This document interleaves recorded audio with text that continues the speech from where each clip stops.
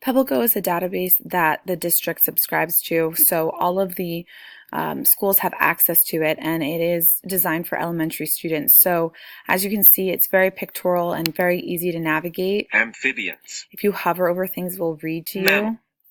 Bears. I do animals Giant with pandas. our younger kids, and it normally will take you to this main article. You can click on this little sound icon. It will read to you. The red words link to another article on that word, and you can scroll through these different tabs.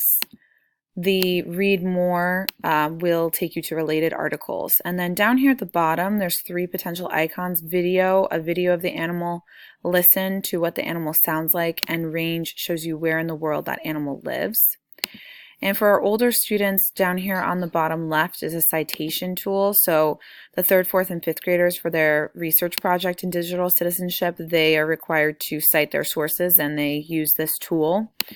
And then there's other, this is just a PDF of the article if you want to print it out, and activities related to the article. They have little worksheets and stuff. So it's really pretty awesome to incorporate in your classes. And there's a ton of subjects in here: math, science, even methods of making art. So there's a ton of stuff in here. I just want to show you how to access this. So from our district's main page, you got to go to the site shortcuts and the library catalog link destiny. So let me not skip a step. You'll have to select McAfee here.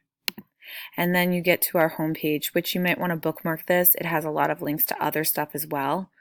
And if you click on Pebble Go, for me, it will just take me right in, but I'm going to distribute the username and password for our school so that way you can access this in your classroom as well.